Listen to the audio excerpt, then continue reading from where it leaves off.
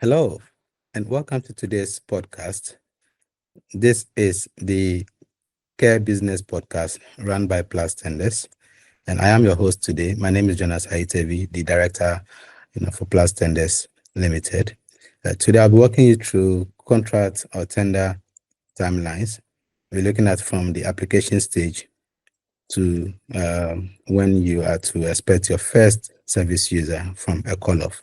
So I would urge you to sit back, take your pen and paper or notebook, and then take as many notes as possible. So let's look into the topic. I would like to quickly talk about what has necessitated for this very important topic. It is from the work we have done with or for several care providers in the UK.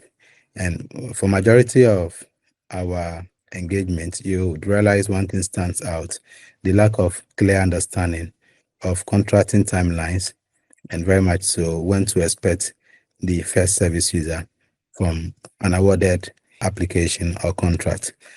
So today we'll be looking at from the beginning of when you first submit your responses to a particular opportunity, and at what time should you actually look forward to getting service users from that same opportunity, provided you are successful. I urge you to pay close attention.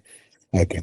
So tender application stages. We're looking at, first of all, the open opportunity and the call for you to actually consider if you are eligible, and then put in your submission. So say you have met all the criteria, and then you go on to put in your submission. It may typically take you about 6 to that is 12 weeks thereabout to actually have your submissions reviewed for you. Now, after submissions are reviewed, don't forget that you are not the only provider in the pool. There are so many other providers from the local authority and outside of the local authority that possibly have also put in their submissions.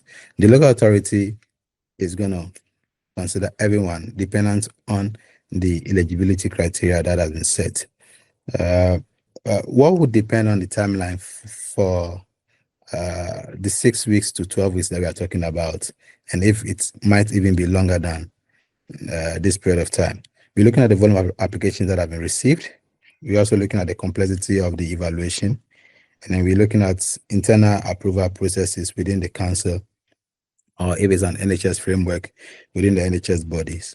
So it's important for you to note that your application, upon submission, may take almost close to 12 weeks or more for you to get a feedback. And 12 weeks, we're looking at about 3 months to 4 months. There are times where you could even go to 5 months. So that is very critical. Okay. So I needed to pay close attention to this key point that I have here. You don't expect an immediate result after submission. So you need patience, and very much so the start of planning, for a positive outcome from the local authority. Okay. So let's look at the framework or DPS acceptance. And for those of you who don't know what a framework and DPS is, I have another episode coming up which will be talking about what is a tender, what is a contract, what is DPS, and what exactly is a framework. So we'll be looking at that later in the next episode. So framework or frameworks, we're looking at fixed entries. Frameworks are basically fixed entries that are awarded once, usually for a typical life cycle of 3 to 4 years. So in a particular framework, you are looking at 3 years running or 4 years of that running.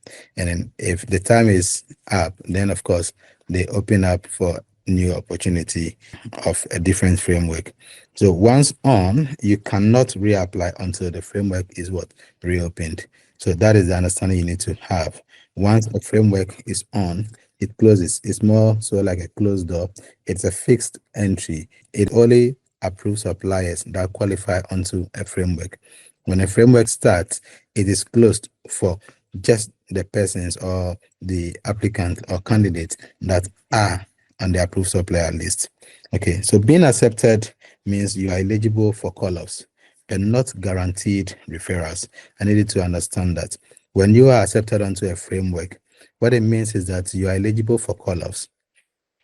So it is not to say you are going to be getting actual service users to start working for or to start working with. I needed to understand that. Okay, for DPS, right, it is a dynamic entry, more so to say providers can apply and join at any time.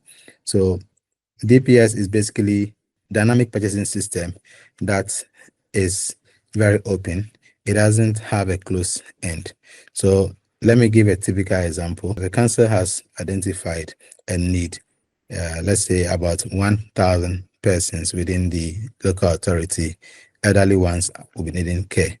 The council for a particular DPS would be expecting about, say, 300 care providers to come on board to provide the care services needed for the 1,000 persons. So that is really how it is. As the number for the service users reduces because of providers that are taking up the package, the number again, the remaining number will be reducing. That is how DPS is. So as the need becomes available, right, much more providers will be required to come on board.